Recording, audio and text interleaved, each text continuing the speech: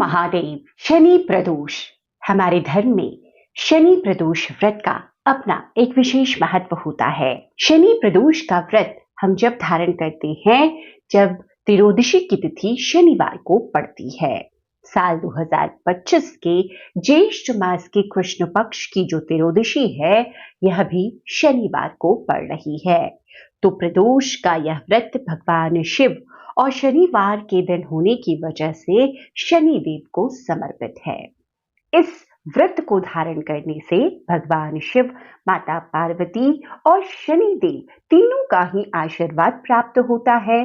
जीवन में हर प्रकार की सुख समृद्धि बनी रहती है। समस्त परेशानियों से हमें छुटकारा मिलता है। तो आज मैं इस वीडियो में आपको शनि प्रदोष व्रत की कथा सुनाने जा रही हूँ। सभी भक्त प्रेम पूर्वक भोलेनाथ के नाम का जयकारा लगाकर हर हर महादेव बोलते हुए शनि प्रदोष व्रत कथा का श्रवण करें। गंगाचार्य ने कहा, हे महामते, आपने शिव शंकर प्रसन्नता हेतु समस्त प्रदोष व्रतों का वर्णन किया। अब हम शनि प्रदोष विधि सुनने की इच्छा रखते हैं, सो कृपा करके सुनाइए। तब श्री सूत जी बोले, हे ऋषि, निश्चयात्मक रूप से आपका शिव पार्वती के चरणों में अत्यंत प्रेम है, तो मैं आपको शनि प्रदोष व्रत की कथा सुनाता हूँ। ध्यान पूर्वक सुने। शनि प्रदोष व्रत कथा।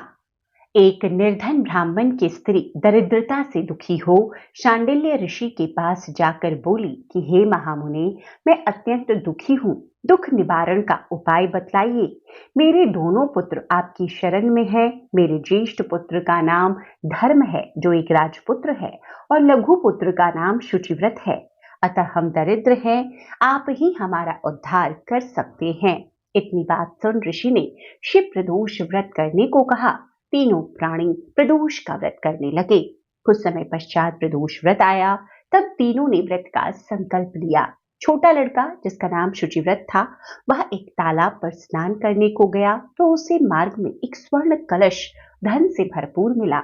उसको लेकर वह घर आया। प्रसन्न हो माता से कहा कि माँ, यह धन मार्ग से प्राप्त हुआ है। माता ने धन देखकर शिव महिमा का वर्णन किया।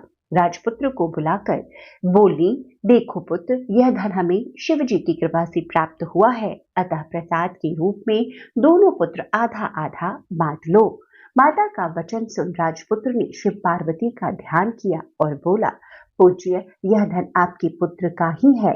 माँ, इसका अधिकारी मैं नहीं हूँ।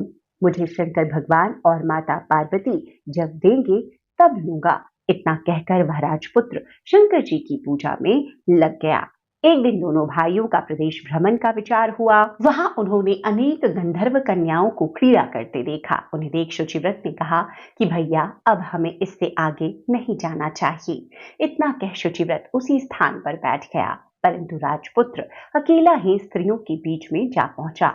वहां एक स्त्री अति सुंदरी राजकुमार को देख मोहित हो गई और राजपुत्र के पास पहुंचकर कहने लगी कि हे सखियों, इस वन के समीप ही जो दूसरा वन है, तुम वहां जाकर देखो, भांति भांति के पुष्प खिले हैं।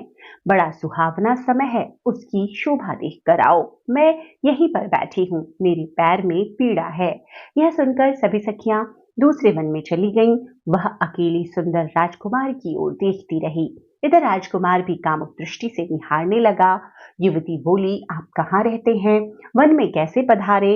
किस राजा के पुत्र हैं? क्या नाम है? राजकुमार बोला, मैं विदर्भ नरेश का पुत्र हूँ, आप अपना परिचय दें। युवती बोली, मैं विद्रिवक नामक गंधर्व की पुत्री हूँ, मेरा नाम अंशुमति है। मैंने आपकी मन स्थिति को जान लिया है, आप मुझ पर मोहित हैं। विधाता ने हमारा तुम्हारा संयोग मिलाया है। युवती ने मोतियों का हार राजकुमार के गले में डाल दिया। राजकुमार हार को स्वीकार करते हुए बोला कि हे भद्रे, मैं आपका प्रेमोपहार स्वीकार कर चुका हूँ, लेकिन मैं निर्धन हूँ। राजकुमार के इन वचनों को सुनकर गंधर्व कन्या बोली, मैं जैसा कह चुकी हूँ वैसा ही करूंगी, अब आप अपने घर को जाएं। इतना कहकर वह गंधर्व कन्या सखियों से जा मिली। घर जाकर राजकुमार ने शुचिव्रत को सारा वृतांत कह सुनाया। जब तीसरा दिन आया, वह राजकुमार शुचिव्रत को लेकर उसी वन में जा पहुंचा। वहीं गंधर्वराज अपनी कन्या को लेकर आ पहुंचा। इन दोनों को देखकर आसन लेकर उन्होंने कहा कि मैं कैलाश पर गया था।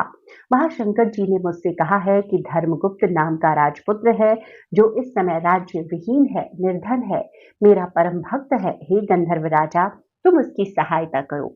मैं महादेव की आज्ञा से इस कन्या को आपके पास लाया हूँ। आप इसका निर्वाह करें, मैं आपकी सहायता कर आपको राजगद्दी पर बिठा दूंगा। इस प्रकार गंधर्वराज ने कन्या का विधिवत विवाह कर दिया।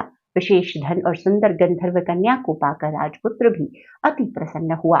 भगवत कृपा से यह समयोपरांत अपने भगवत कृपा से वह समयोपरांत अपने शत्रुओं का दमन करके राज्य का सुख भोगने लगा।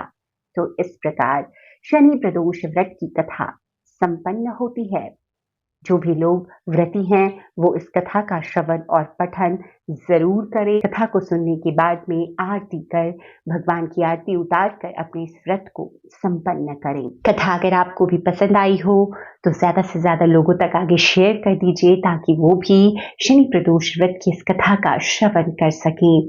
वीडियो देखने के लिए बहुत बहुत शुक्रिया। इसी तरह की वीडियो को देखने के लिए आपका अपना YouTube चैनल व्रत त्योहार कथाएं जरूर सब्सक्राइब कर लें। हर हर महादेव।